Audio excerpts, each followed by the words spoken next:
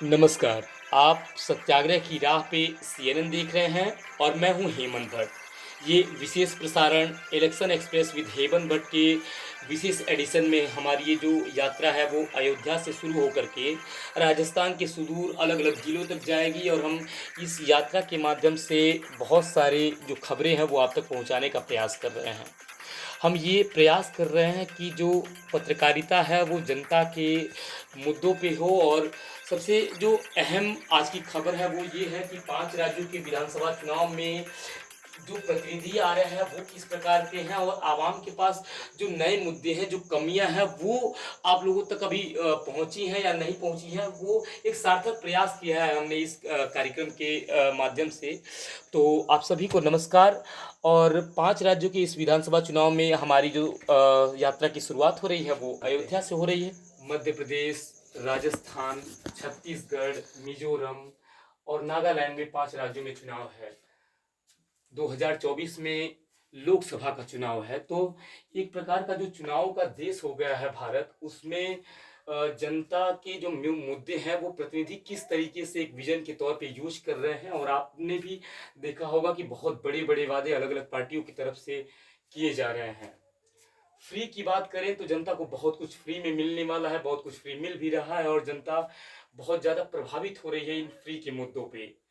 लेकिन लोकतंत्र में चुनाव क्या सिर्फ फ्री में बहुत कुछ देने के लिए है या जनता अपने लिए क्या कुछ पाना चाहती है, इन्हीं मुद्दों पे हम मध्य प्रदेश में गए हैं। आपने देखा भी होगा बहुत सारे जो वीडियो हैं वो मध्य प्रदेश विधानसभा चुनाव के बारे में हमने इंटरव्यू किया अलग अलग प्रतिनिधियों से।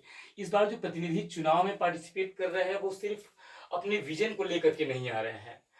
उनको पार्टी ने अगर टैग नहीं दिया है तो वो स्वतंत्र रूप से जनता के मुद्दों पे चुनाव लड़ने के लिए तैयार हैं। और ऐसे ही कई प्रतिनिधियों से हमारी हमारी बात भी हुई। तो हम प्रयास कर रहे हैं कि इस यात्रा के दौरान आपको बहुत सारे विजुअल दिखाएं जो हमने अपने कैमरे से स्वयं कैद किया है। और अभी ये जो दृश्य आप देख रहे हैं ये लखनऊ का है।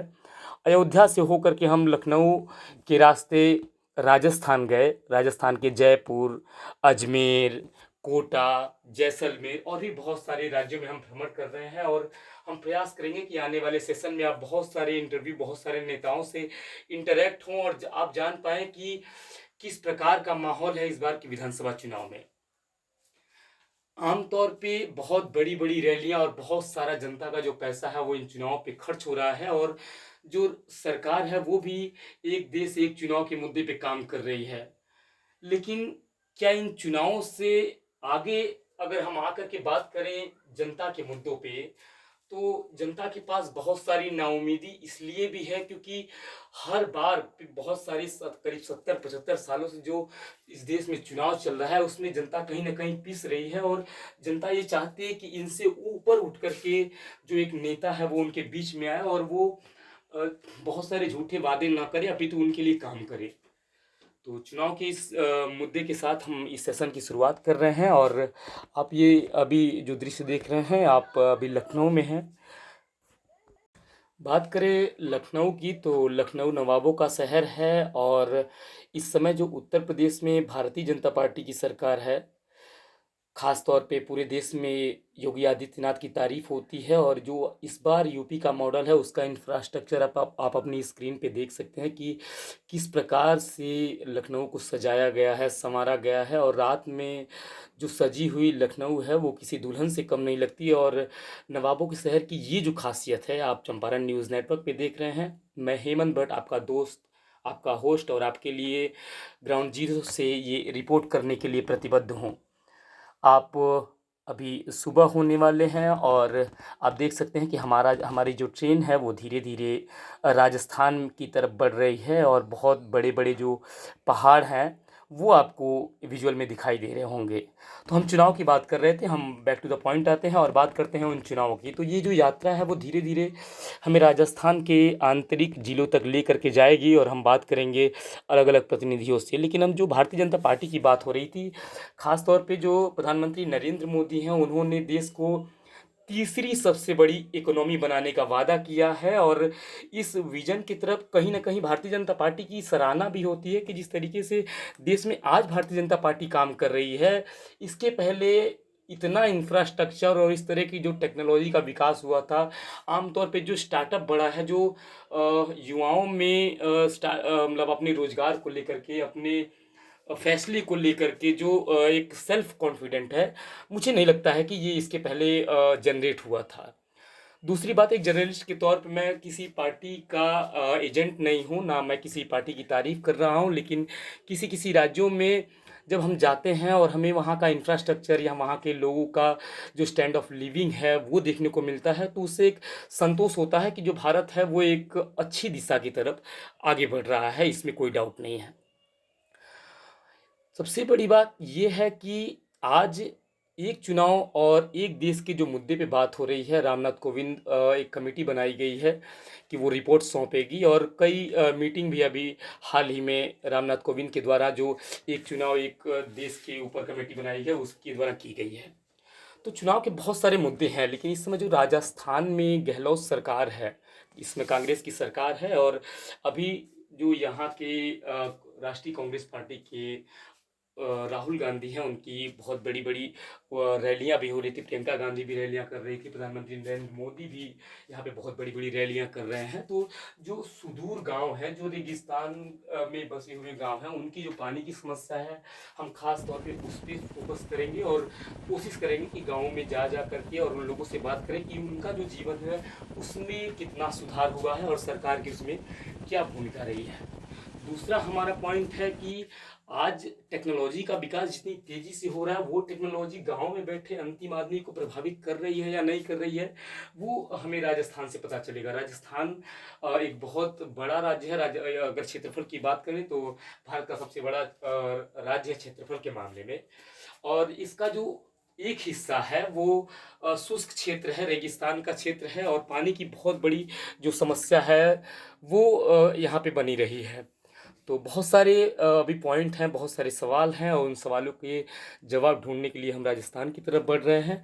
आप बने रहे हमारे साथ। एक नज़र डालेंगे राजस्थान के जो भौगोलिक दृष्टिकोण हैं और किस प्रकार का यहाँ पे जनता का रुझान है वोट की तरफ, थोड़ा सा एक नज़र डालेंगे राजस्थान के बारे में।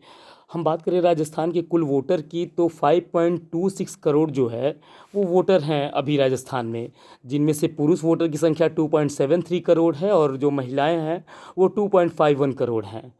और राजस्थान जो है इसमें 50 ज़िले हैं। तो हम आपको बता रहे थे कि देश के क्षेत्रफल के मामले में सबसे बड़े ज़िलों में है, और यहाँ की जो विधानसभा का जो सीट है वो 200 सीट जो विधानसभा की हैं वो है, और इस बार के जो विधानसभा चुनाव में उन 200 सीटों पे विधानसभा का जो चुनाव है वो लड़ा जाएगा। यहाँ पे लोकसभा के चुनाव की बात करें तो राजस्थान में 25 लोकसभा की सीटें हैं और 10 राज्यसभा की सीटें हैं। बाकी राजस्थान एक बहुत बड़ा व्यापक राज्य है भारत का, और भारत की राजनीति को बहुत अधिक जो है वो प्रभावित करता है। इस समय यहाँ के जो मुख्यमंत्री हैं अशोक गहलोत और सचिन पायलट के बीच में बहुत सारी नोक झोंक चुनाव को लेकर के अभी चल रही है, लेकिन हमारी जो ट्रेन है वो आप अपने विजुअल में देख सकते हैं कि बड़े बड़े पहाड़ों से होते हुए राजस्थान के सुदूर जिलों की तरफ धीरे धीरे आगे बढ़ रही है। और आप सत्याग्रह की ये विशेष यात्रा देख रहे हैं अपने होस्ट हेमंत भट्ट के साथ।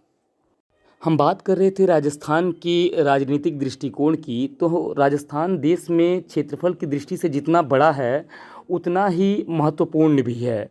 यहाँ की राजनीति समझ को ध्यान में रख कर के जो चुनाव हो रहे हैं उसको संपन्न कराने के लिए एक जो जटिलता है वो आने वाले समय में शायद आपको देखने को मिलेगी।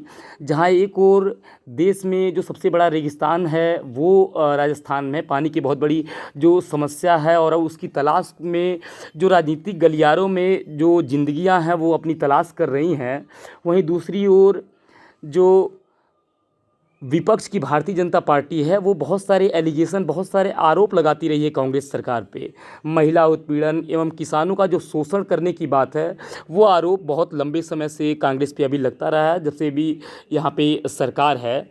और परंपराओं और राजपूताना की जो शान राजस्थान है वो इस बार के निर्वाचन चुनाव में, विधानसभा के चुनाव में कितना अच्छा प्रदर्शन करेगा और उसकी राजनीति देश को कितना प्रभावित करेगी, वो आने वाले समय में आपको पता चलेगा। लेकिन हम आपको ज़रूर बताना चाहेंगे कि अपने वोट का प्रयोग आप किस प्रकार से करें। बहुत समझ के साथ में इस बार के चुनाव में आपको शरीक होना है और देश की आवाम को बहुत सतर्क होना चाहिए अपने अपने प्रतिनिधियों से कि वो जिस प्रतिनिधि के साथ इस बार वो विश्वास जता रहे हैं, वो प्रतिनिधि उनके लिए कितना अच्छा काम करने वाला है, उसकी राजनीतिक समझ कितनी अच्छी है, उसका जो सोशल जो चेहरा है, जो समाज के बीच में उसकी जो परख है, जो समाज के बीच में उसकी पकड़ है, वो किस तरीके की है, वो एक आदमी कैसा है।